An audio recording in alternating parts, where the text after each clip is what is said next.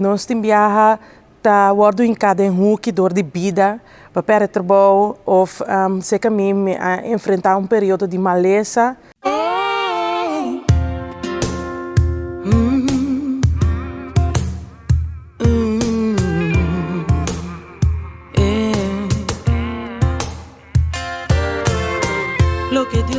A canção aqui a guardo inspirada no momento que eu estava experienciando, assim tanto coisas que eu estava trovando minha inspiração, solução para problema na minha vida.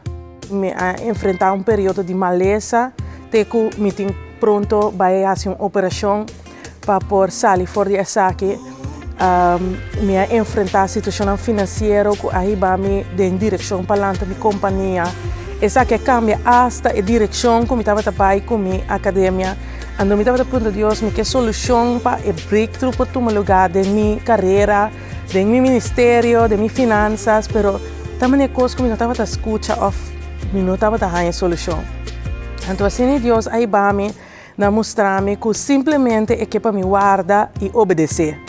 Be still and know that I am God. Então eu me vestir a pensar em homem maneira Abraham, com ele vai com seu Isaac. Então no momento que ela vai que eu para por sacrificar eu, o Deus disse ok, vai eu, para o homem que sacrificar eu aqui. Tem obediência é coisa de mais cerca, é contesta de Deus, e mistério vai sacrificar, então eu Deus aprove lamche e antes de mistério a matar.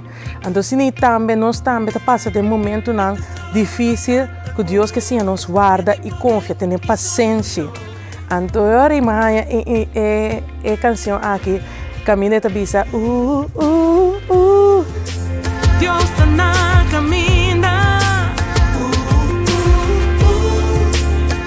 Então, a parte esta estava ajudando a paz e tranquilidade para compreender não que Deus não tem, mas Deus sua solução, Deus sua profissão, Deus sua sanação está na caminho para que me tem paciência e confia, porque confiança é da forma meu caráter. Durante o processo, guardando para uma operação, guardando para Deus fazer breakthrough financeiro, me também dá testemunho de que da stance de Deus dentro do coisa. Para arriba Deus e saco Deus está na caminho.